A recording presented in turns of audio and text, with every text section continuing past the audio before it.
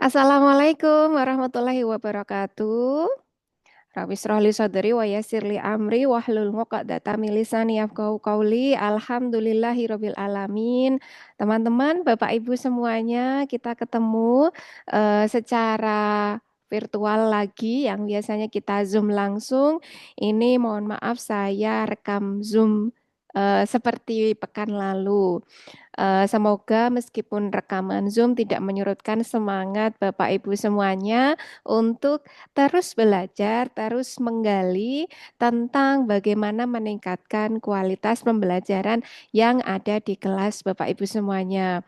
Kalau di pekan lalu saya membahas tentang bagaimana mendokumentasikan dalam format laporan untuk menyajikan tentang ide dari media, alat peraga, atau berbagai bahan ajar yang Bapak Ibu temukan.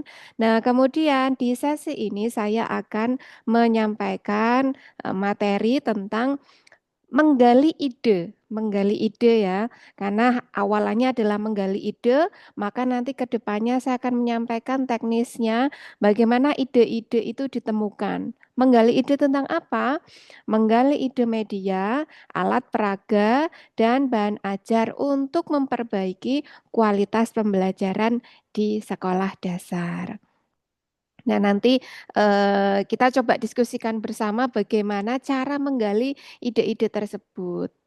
Nah, saya masuk ke capaian pembelajarannya. Jadi di sesi ini harapannya yang pertama mahasiswa mampu mengidentifikasi masalah pembelajaran nyata di kelas SD. Ini penting untuk kita ketika menjadi seorang guru menghadapi sebuah permasalahan nyata, kita perlu cara mengidentifikasinya seperti apa. Kemudian ketika kita tahu permasalahan yang ada di SD itu apa, harapannya kita juga yang bisa menggali cara untuk menanggulangi permasalahan tersebut. Kemudian yang kedua, menggali ide media, alat peraga atau bahan ajar atau apapun dari masalah pembelajaran yang ditemukan.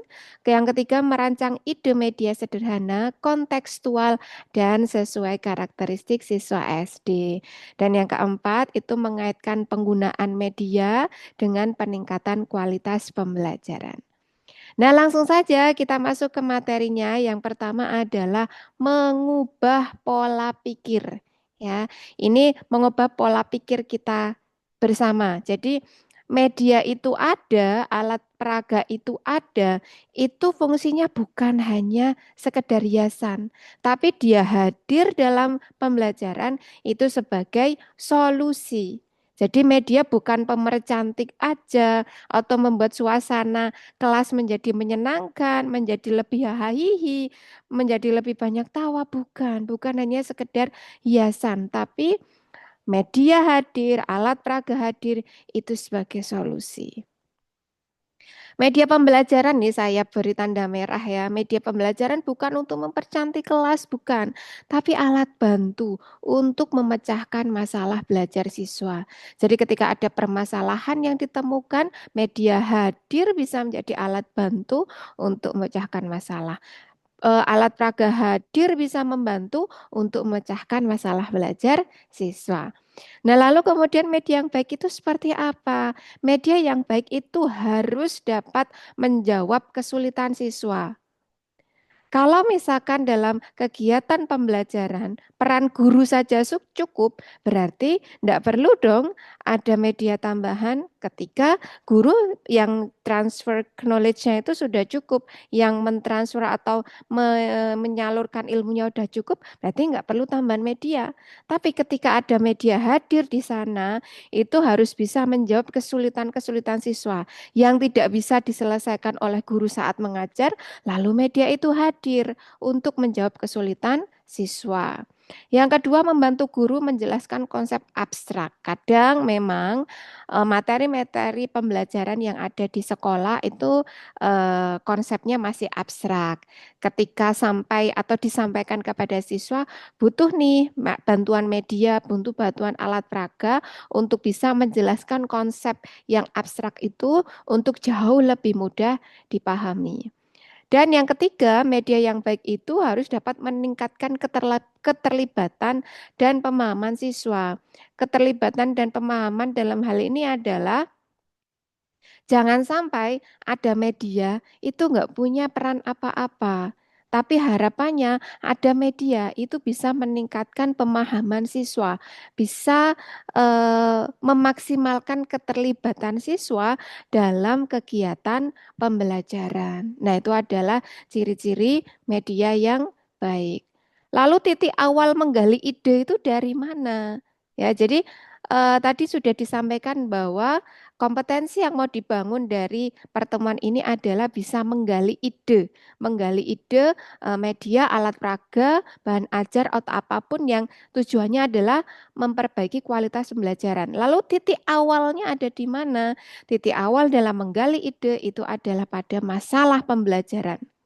Nah, masalah pembelajaran itu yang seperti apa? Nah, ini perlu ada pertanyaan kunci yang harus diajukan guru ya, yang harus diajukan guru. Untuk apa? Menggali ide awal dari kita mau membuat apa atau menambahkan apa supaya kualitas pembelajaran kita semakin baik.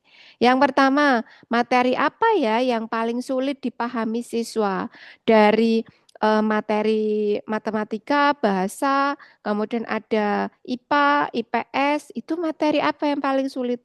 Atau mungkin dipersempit lagi kalau dari mata pelajaran dari matematika itu materi apa yang paling sulit?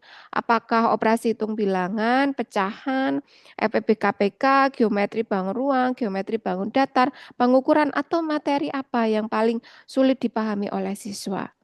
Nanti kalau sudah ketemu masalah yang sulit, nah mulai mengurai itu. Oh, yang sulit ini.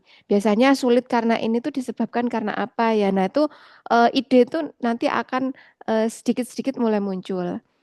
Yang kedua, pada bagian mana siswa sering salah atau bingung. Nah, misalkan kalau ketemu dalam kegiatan pembelajaran yang sering ada miskonsepsi yang mana, yang sering salah yang mana, yang konsepnya sering keliru yang mana. Siswa itu kalau dikasih materi itu yang sering terjadi kebingungan itu pada saat apa atau di materi apa.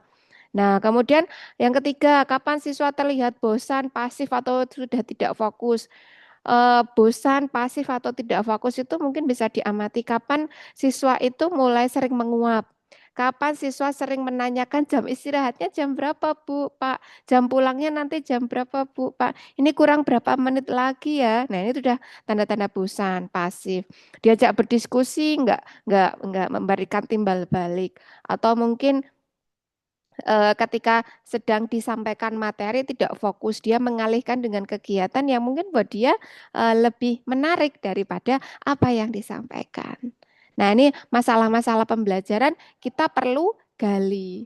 Yang keempat, konsep apa yang terlalu abstrak jika hanya dijelaskan secara lisan. Kalau apa konsep yang dijelaskan ini terlalu abstrak, jika hanya dijelaskan secara lisan, ini konsep apa ya yang biasanya sering muncul? Ya, ini. Kemudian masalah-masalah yang kita gali tadi dari pertanyaan yang diajukan ini bisa menjadi ide media, bukan sebaliknya. Apa maksudnya sebaliknya? Bukan kita kemudian mencari medianya dulu, baru di seolah-olah ada masalahnya. Oh, itu tidak bisa. Jadi kita berangkatnya ketika menemukan ide media, alat peraga dan sebagainya, itu harus ada basisnya masalah atau basisnya kebutuhan dulu, baru lahir adanya media. Jadi ada media itu bukan kemudian sekali lagi bukan terus dicari-cari masalahnya apa yang sesuai, bukan, tetapi harus berdasar dari masalah yang ada. Tuh ya. Contoh nih misalkan masalah nyata di SD. Contoh misalkan masalah pembelajaran siswa sulit memahami pecahan. Dampaknya apa? Mungkin bisa nilai rendah. Masalah yang lain apa? Siswa pasif saat IPA. Dampaknya apa? Misalkan bisa membuat diskusi jadi tidak hidup karena apa? Siswanya pasif. Diajak diskusi, diajak aktif, siswanya nggak memberikan timbal balik. Wah, diskusinya jadi nggak hidup. Yang ketiga, masalahnya apalagi siswa cepat bosan membaca teks. Wah, ini berarti dampaknya bisa adanya literasi yang rendah. Masalah pembelajaran yang lain, apalagi konsep bangun ruang yang masih selalu abstrak atau masih terlalu abstrak. Wah, ini bisa menyebabkan apa? Salah konsep dampaknya. Nah, ini contoh masalahnya tadi SD yang kita bisa urai, lalu kita uraikan tuh dalam segi masalahnya apa, dampaknya apa. Kalau dampaknya X misalkan, wah ini kita cari nih supaya tidak berdampak X, apa ya yang bisa kita cari di celah itu supaya tidak berdampak sampai ke sana. Nah, itu. Kemudian, kalau misalkan kita sudah menggali permasalahannya, kita bisa mengurai nih kalau ada masalah ini dampaknya apa. Lalu, step selanjutnya adalah gimana ya kita mencari sumber ide media pembelajaran yang praktis, yang nyata, itu dari mana dan seperti apa sumber-sumbernya. Saya mencoba mengklasifikasikan menjadi 4 sumber ide media pembelajaran, di mana yang pertama adalah dari kesalahan dan miskonsepsi siswa, yang kedua dari aktivitas sehari-hari siswa, yang ketiga dari kurikulum dan tujuan pembelajaran, dan yang keempat dari keterbatasan kelas. Ya, jadi keterbatasan kelas. Ini adalah 4 sumber ide media pembelajaran yang bisa menjadi tambahan referensi untuk Bapak Ibu menggali sumber-sumber ide media pembelajaran. Nah, penjelasannya seperti apa? Nah, saya coba urai satu persatu. Yang pertama, ketika berangkat dari kesalahan dan miskonsepsi siswa. Nah, ketika kita menggali ide, misalkan nih, apa kesalahan siswanya dari sumber apa ya? Jadi kesalahan siswa, maaf, jadi kesalahan siswa atau misalkan miskonsepsi yang terjadi pada siswa, ini sebenarnya menjadi salah satu sumber ide terbaik. Kenapa terbaik? Karena benar-benar kita bisa melihat permasalahan langsung yang ada di siswa. Kemudian ketika kita bisa menghadirkan sebuah media yang bisa memperbaiki kondisi permasalahan itu, wah, that's point. Jadi itu bisa menjadi sumber ide terbaiknya. Contoh misalkan, siswa menganggap bahwa 1/4 itu lebih besar dari 1/2. Nah, ini kan sudah kesalahan ya, kesalahan, miskonsepsi. Ini benar-benar sebuah kesalahan ya. Jadi dari kesalahan ini gimana caranya kita bisa menghadirkan media yang membantu menjelaskan konsep yang benar itu seperti apa. Contoh ide medianya misalkan ada potongan kertas atau potongan pizza pecahan yang menunjukkan apakah memang benar nih 1/4 lebih besar dari setengah. Jangan-jangan wah sebaliknya atau memang sudah benar. Nah, ini bisa menjadi ide media. Ketika terjadi kesalahan dari konsep yang ada dimiliki oleh siswa atau ada miskonsepsi di siswa, itu bisa diurai, kita bisa menjadi ide terbaik dalam menentukan media atau alat peraga itu mau dibuat seperti apa. Lalu yang kedua dari aktivitas sehari-hari siswa ya, dari aktivitas sehari-hari siswa. Media yang paling kuat itu adalah media yang dekat dengan kehidupan siswa, yang berada dekat dengan lingkungan siswa berada. Nah, ini apa? Aktivitas sehari-hari itu bisa menjadi sumber media loh. Misalkan aktivitas siswa, misalkan jajan. Ini ide medianya apa? Uang mainan. Uang mainan itu bisa menjadi penunjang untuk materi apa? Kalau dalam matematika itu ada materi aritmetika sosial, ada transaksi jual beli kegiatan ekonomi. Nah, ini uang mainan ini bisa menjadi salah satu media. Oh, 1.000 itu seperti apa? No, nilainya seperti apa tanpa kita harus menyediakan uang berjuta-juta atau mungkin pecahan yang banyak, kita bisa menggunakan uang mainan sebagai perwakilan atau pengganti dari uang yang sesungguhnya. Lalu aktivitas siswa misalkan bermain, ide medianya apa? Bisa membuat kartu permainan edukatif. Aktivitas siswa apalagi saat misalkan membantu orang tua, itu bisa menjadi ide untuk membuat medianya, misalkan cerita kontekstual, mengaitkan dengan kegiatan membantu orang tua sehari-hari. Kemudian aktivitas siswa itu ada lingkungan sekitar. Kita bisa mengambil lingkungan sekitar itu menjadi ide media. Contohnya apa? Ada benda nyata. Bisa menggunakan daun, batu, botol, kayu, ranting, kemudian pasir, kemudian apalagi akar. dan sebagainya itu bisa menjadi benda nyata. Berada di lingkungan sekitar siswa yang itu dekat sekali dengan kehidupan siswa. Yang ketiga atau yang C, dari kurikulum dan tujuan pembelajaran. Nah, kalau dari kurikulum dan tujuan pembelajaran berangkatnya dari mana? Baca indikator. Setiap kegiatan pembelajaran itu pasti akan ada indikator capaian yang harus dicapai oleh siswa dari segi kompetensinya. Misalkan setelah memahami materi ini, diharapkan siswa dapat A, B, C, D, E. Atau misalkan melalui media ini untuk membuat atau melatih siswa atau meningkatkan atau menambah kualitas eh, kompetensi atau kemampuan untuk bisa A, B, C, D, E. Nah, dari kurikulum atau tujuan pembelajaran yang ada itu kita bisa menguraikannya.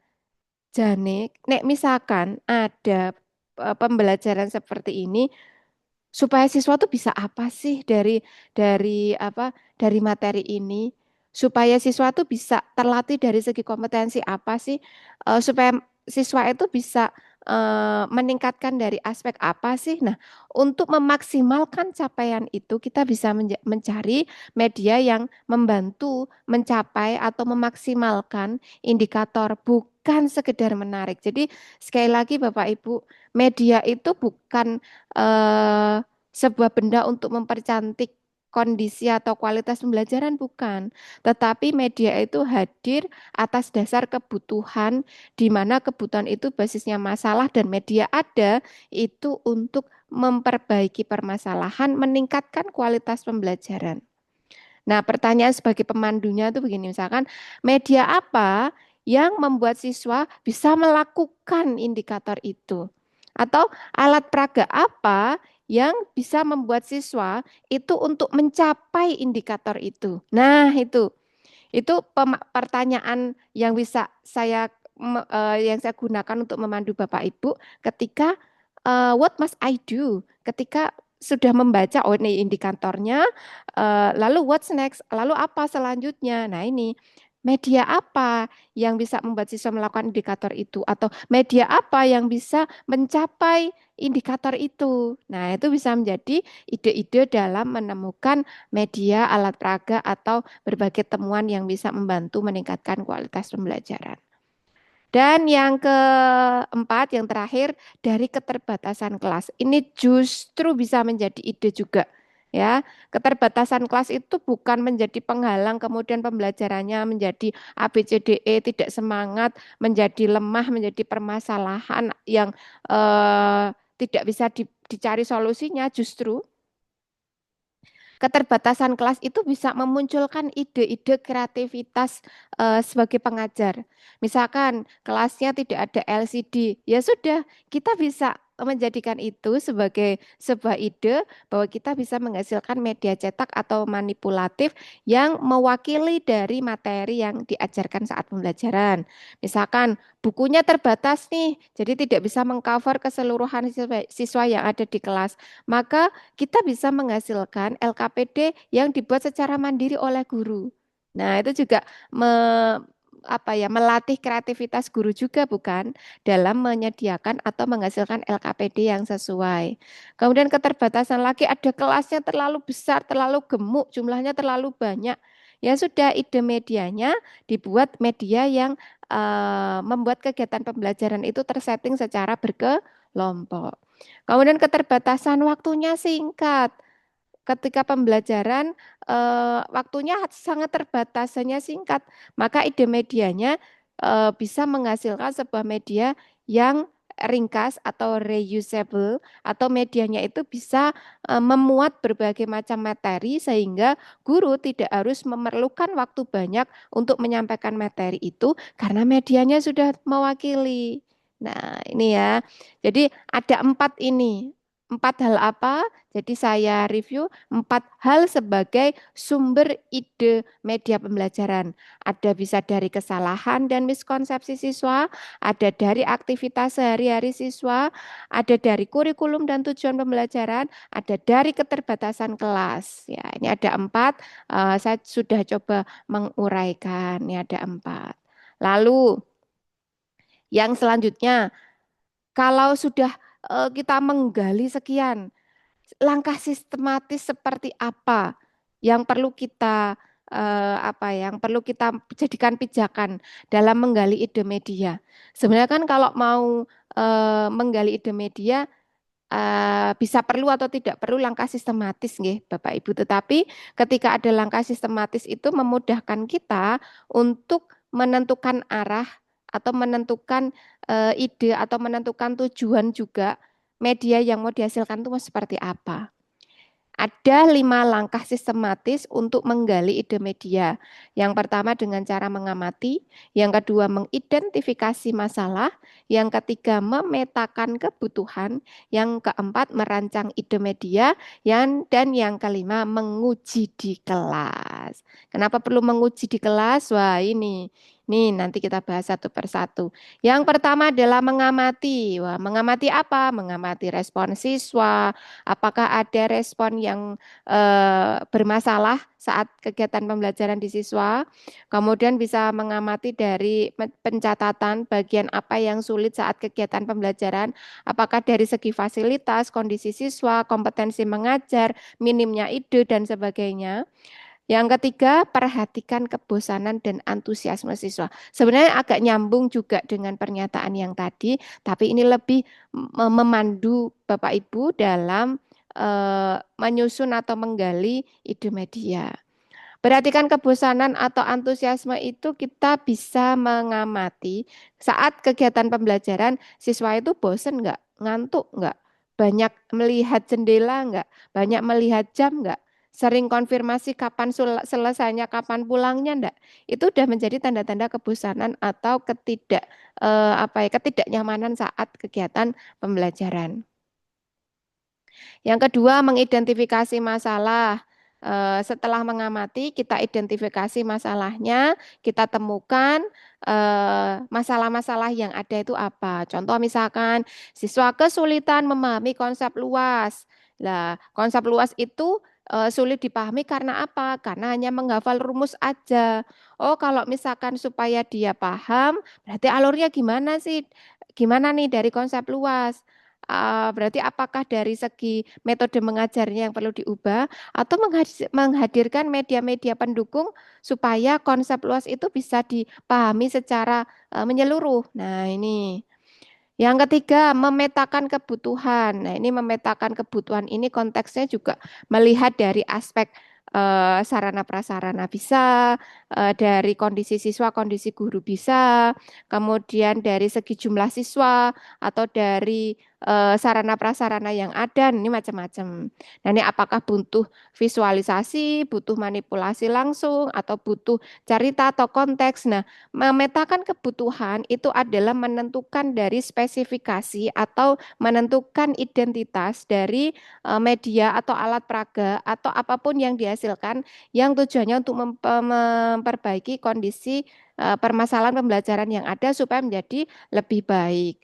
Jadi, apakah perlu visualisasi? Apakah harus ada manipulasi langsung? Apakah di media itu perlu cerita atau konteks yang harus dikaitkan? Nah, ini kan memetakan kebutuhan dari media atau alat peraga itu secara spesifikasinya harus dibuat seperti apa. Yang keempat, ini ketika sudah menentukan pemetaan dari ide spesifikasi, yang keempat merancang ide media. Gunakan 3 prinsip J, Bapak Ibu, mudah dibuat, murah dan masuk akal. Masuk akal itu apa? Sesuai tujuan. Ya, jangan sampai membuat media itu nggak ada tujuannya, hanya sekedar mempercantik aja biar siswanya seneng, jangan. Ya, kalau membuat media itu diupayakan semaksimal mungkin harus membuat siswa itu paham tentang apa yang ingin atau sedang dipelajari. Bukan sekedar membuat siswa berbahagia, tepuk tangan, happy, bukan. Media itu hadir, itu harus ada tujuannya. Ya, tujuannya membuat siswa bahagia, Bu. Bahagia, tapi kalau nggak paham dengan medianya, apa gunanya ada media, ya? Jadi harus medianya itu harus hadir itu bisa memperbaiki atau menanggulangi permasalahan yang ada dulu. Mudah dibuat itu adalah akses pertama untuk Bapak Ibu ketika merancang sebuah ide media. Mudah dibuat itu kaitannya dengan keterjangkauan. Bahan-bahannya mudah, bahan-bahannya murah, awet, bisa digunakan dalam jangka panjang berkali-kali. Nah, ini murah. Nah, ini segi kepraktisan ya dari hal segi kepembiayaan. Mungkin bisa memanfaatkan barang-barang yang ada di sekitar, barang-barang bekas, barang-barang yang sudah ada. Nah, ini ketika merancang ide media pastikan gunakan prinsip 3M ini jangan sampai lewat ya. Kemudian yang kelima terakhir itu adalah menguji di kelas. Media sebaik apapun tidak bisa diklaim baik ketika tidak diuji di kelas. Ya, ketika tidak diuji kelas. Cara mengujinya gimana? Tidak harus menggunakan prinsip-prinsip PTK, Bapak Ibu. Jadi mau menggunakan prinsip PTK, wah itu luar biasa. Saya acungi 10 jempol ya, 10 jempol. Tetapi ketika Bapak Ibu mengujikan di satu pertemuan aja, coba aja. Ya, coba kalau di satu pertemuan itu bisa, apakah benar nih media bisa apa bisa lebih memahamkan siswa dalam menerima materi. Ya, coba satu pertemuan aja kita lihat, amati responnya, amati perubahannya, amati kondisinya, kemudian kita refleksikan. Ketika direfleksi apa yang masih kurang, apa yang perlu diperbaiki. Wah, ini luar biasa loh Bapak Ibu. Niatnya mungkin nggak PTK, tapi ketika kita bisa menghasilkan sebuah produk media alat peraga, bisa loh kita menyelipkan PTK di dalamnya. Tinggal bagaimana kita mengemasnya menyesuaikan dengan PTK itu core atau intinya harus ada apa, bisa kita rangkai dari kegiatan sederhana ini. Karena PTK itu pada dasarnya itu melatih sense kita atau melatih rasa kita. Ketika ada permasalahan di dalam kelas, permasalahannya itu apa? Lalu apa yang harus dilakukan untuk menanggulangi masalah itu? Gitu, inti dari PTK. Oke, ini saya berikan nih contoh konkret dari ide-ide media berdasarkan mata pelajaran. Kalau misalkan matematika nih masalahnya terletak pada pecahan yang masih abstrak. Nah, ide medianya bisa kertas lipat, pizza pecahan yang kita buat aturan mainnya menyesuaikan. Ada operasi hitung, misalkan ide medianya ada kartu bilangan. Masalahnya ada di bangun ruang, bisa kita membuat model dari sedotan atau kardus. Sedotan itu yang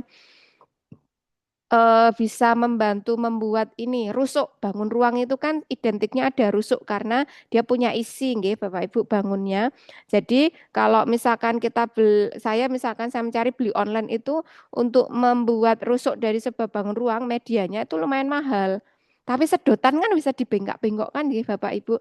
Nah, itu bisa menjadi ide media untuk membangun konsep bangun ruang secara benar. Kardus itu juga boleh. Nih contoh konkret lagi misalkan dari mata pelajaran IPA. Masalahnya apa? Misalkan dari proses yang masih abstrak. Ide medianya bisa apa? Diagram berlapis misalnya. Masalahnya apalagi konsep gaya. Nah, ide medianya membuat percobaan sederhana. Misalnya ya, jadi di kampus kami pernah membeli ada kit IPA. Nah, kit IPA itu harganya lumayan Bapak Ibu, bisa sampai jutaan yang lengkap. Tetapi kalau kami amati sebenarnya dari kit IPA yang diproduksi sebuah perusahaan itu sebenarnya kita bisa membuatnya sendiri dari bahan-bahan yang sederhana, yang dekat dengan lingkungan kita, yang dekat dengan lingkungan siswa dan biayanya jauh lebih murah. Saya pikir ini kalau dibuat yang lebih versi sederhana nggak sampai sejutaan gitu. Karena kami pernah pengadaan barang untuk kit IPA itu mahal-mahal. Ya memang sih kalau misalkan kaitannya dengan optik itu tidak bisa tidak sepenuhnya bisa kita gantikan. Tapi ada kok banyak ide yang bisa kita gunakan dari kegiatan sehari-hari yang menunjang kebutuhan, bukan, yang menunjang untuk kegiatan pembelajaran IPA.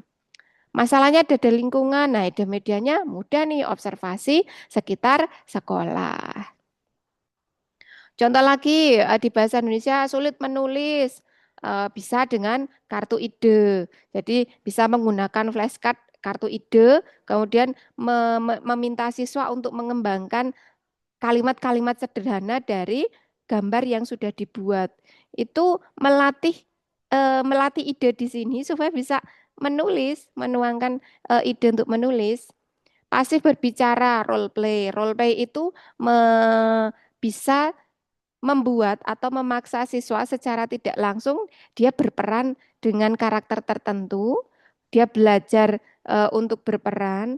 Yang tadinya pasif berbicara bisa jadi dia membuat lebih aktif karena dia bisa bereksplorasi dengan peran lain untuk menunjukkan sebuah tampilan baru versi lain dari dirinya. Minat baca rendah, wah ini bisa dengan big book sederhana atau bisa membuat kegiatan pembelajaran itu yang memaksimalkan perpustakaan. Nah, itu juga bisa. Lalu contoh lain ada IPS dan PKN, misalkan materi hafalan, ya ya memang IPS dan PKN itu eh, hafalannya cukup banyak. Nah, ide medianya apa? Bisa kita membuat peta konsep. Jadi bisa menyediakan satu kertas lebar, ada satu konsep materi, kemudian kita buat cabang-cabangnya supaya untuk lebih mempermudah memahami dan menghafal dari materi yang ada di mata pelajaran IPS maupun PPKN. Misalkan kurang diskusi, ya sudah ide medianya berupa studi kasus lokal misalkan, ada kita mengangkat isu-isu sederhana yang ada di lingkungan sekitar kita, kemudian kita ajak anak-anak untuk menanggapi. Kemudian masalah nilai yang abstrak bisa dengan ide medianya cerita yang kontekstual. Jadi kalau misalkan ada permasalahan seputar toleransi, nah cerita kontekstualnya seperti apa? Bisa jadi toleransi itu masih diterima secara abstrak. Nah, kemudian untuk memudahkan memahami toleransi, kita bisa menghadirkan cerita-cerita kontekstual yang untuk memahami dari arti kata toleransi dan penerapannya di masyarakat. Kemudian yang keenam, ini mengaitkan media dengan peningkatan kualitas pembelajaran. Ini saya sedikit menyinggung untuk area PTK. Ya, meskipun sekali lagi untuk PTK ini sebenarnya sudah tidak menjadi tagihan wajib, tapi barangkali eman-eman loh Bapak Ibu ketika sudah menghasilkan sebuah ide dengan tujuan untuk peningkatan kualitas pembelajaran, tapi nggak sekalian dikaitkan untuk penelitian PTK kan sayang. Nah, tapi ini opsional aja meskipun sebenarnya.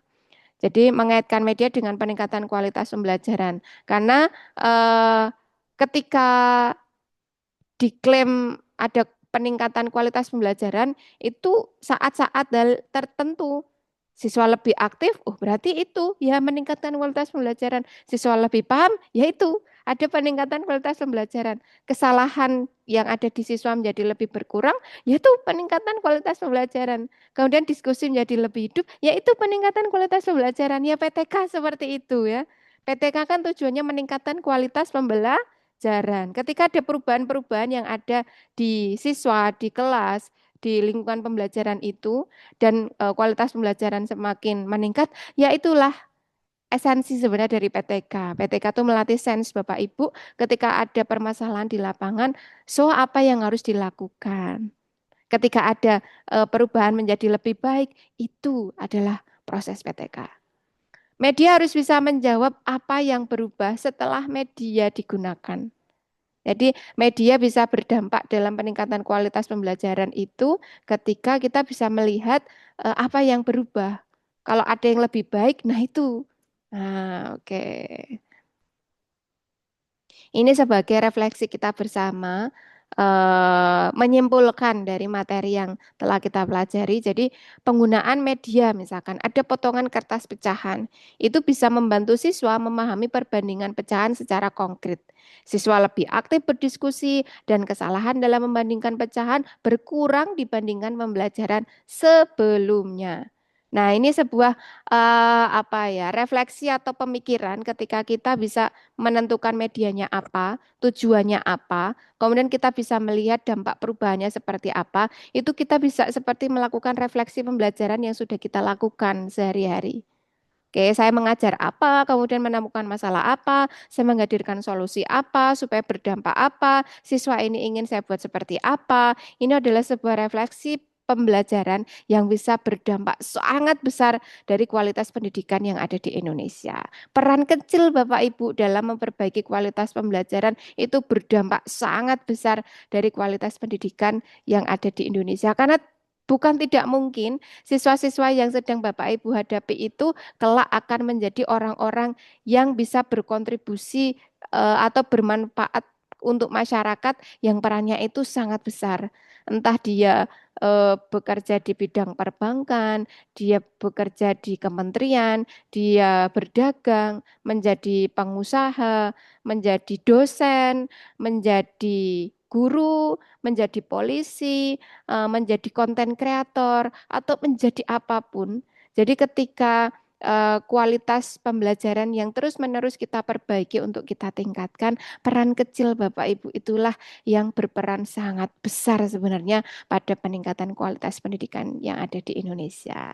Mungkin itu saja yang dapat saya sampaikan untuk sesi materi kali ini. Banyak salah dan hilafnya mohon maaf.